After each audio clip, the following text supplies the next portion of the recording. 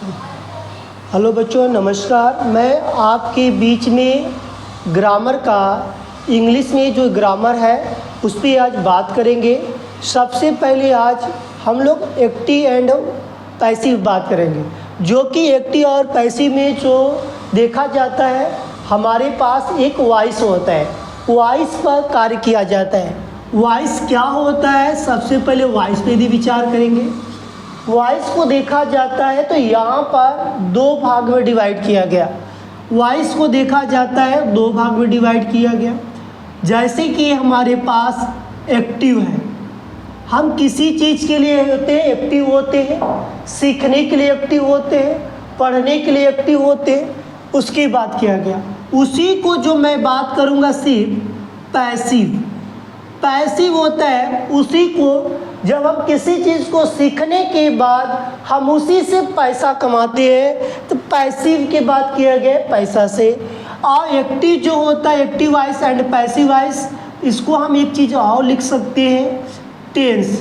Tense मैंने क्यों बोला, क्योंकि इसका रूल, अब इसका रूल क्या सेम होता है? हाँ, दोनों का रूल सेम होता है। इसको टेंस के ही रूल पर डिपेंड किया गया है। अब दूसरे नंबर पर हम याद रखेंगे, कोई पूछता है कि वॉइस में टोटल रूल कितना पढ़ना है। टोटल रूल की यदि बात बोलता है, टोटल रूल कितने पढ़ने हैं, तो हम बता दें रूल्स कितने पढ़ रहे हैं, तो हम बता सकते हैं 8 रूल पढ़ने। कितने रूल हैं? 8 ही रूल हैं। कौन कौन रूल पढ़ना है? सबसे पहले हम यहाँ पर देखेंगे, प्रेजेंट का पार्ट पढ़ना रहेगा। आप सोचेंगे कि प्रेजेंट क्या होता है। प्रेजेंट में सर्वप्रथम जैसे टेंस की यदि बात किया, मैंने इसीलिए लिखा है कि टेंस, इसलिए प्रेजेंट। दूसरे नंबर पर मैं बात किया पास्ट का बात किया। तीसरे नंबर पर मैंने बात किया फ्यूचर की बात किया। यहाँ पर हमारे पास 3 देखने को मिला। 8 रूल कौन कौन होते हैं? प्रेजेंट को मैंने 3 भाग में डिवाइड करेंगे, पास्ट को भी मैंने 3 भाग में डिवाइड करेंगे, फ्यूचर को मैंने 2 भाग में डिवाइड करेंगे। 3 3 6 2 8, यहाँ पर 8 रूल हो जाएगा। पहला रूल कौन है? प्रेजेंट का इंडेफिनिट पढ़ना है, प्रेजेंट का इंडेफिनिट पढ़ना है। दूसरे नंबर पर प्रेजेंट का कांटी पढ़ना है, प्रेजेंट का कॉन्टिन्यूअस जो होता है उसको पढ़ना है। तीसरा क्या पढ़ना है? परफेक्ट पढ़ना है। हम किसी कार्य के लिए क्या है? परफेक्ट कर सकते हैं। पास्ट में क्या होगा? पास्ट में यदि बात करेंगे तो यहाँ भी इंडेफिनिट होगा, इंडेफिनिट होगा। यहाँ पर क्या होगा मेरे पास? फिर कॉन्टिन्यूअस हो जाएगा, फिर यहाँ पर क्या हो जाएगा? परफेक्ट हो जाएगा। क्या हो जाएगा? परफेक्ट। यहाँ पर क्या होगा? यहाँ पर क्या होगा? यहाँ पर देखने को मिलेगा मेरे पास कि इंडेफिनिट है, और यहाँ पर मेरे पास देखने को मिलेगा परफेक्ट है।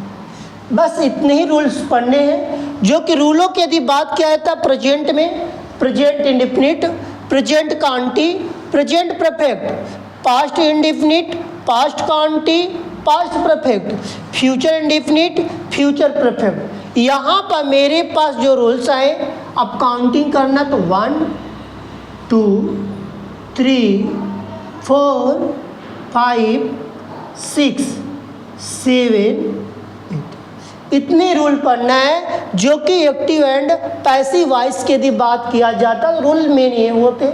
इसके बाद एक बचता है मेरे पास इम्परेटिव सेंटेंस। इम्परेटिव सेंटेंस में हमको क्या सीखना पड़ता है?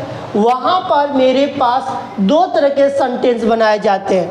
जैसे कि यदि मैं बात करूँ किसी चीज़ को लिखने के लिए, यू आर ऑर्डर्ड या एडवाइज्ड, एडवाइस लिख दिया गया, एडवाइज्ड।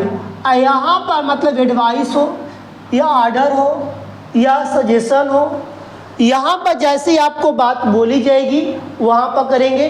उसके बाद जो रिमाइंडर जो बचे जिसके बारे में पूछा जाएगा, उसको ज्यों का त्यों राइट कर दिया जाता है, उसमें कोई बदलाव नहीं होता है। वहाँ पर ये यू क्यों लाया गया है? क्योंकि यू वर्ड जो होता है इम्परेटिव में बार बार छिपा रहता है। तो हमारे पास एक्टिव एंड पैसिव की यदि बात किया गया तो हमारे पास यही रह गया। इसके साथ ही साथ में थोड़ा सा और आगे बढ़ेंगे। यदि आगे बढ़ते हैं तो यहाँ पर इसके रूल भी आएंगे। क्या इसका रूल हमको कैसे याद रखना पड़ेगा?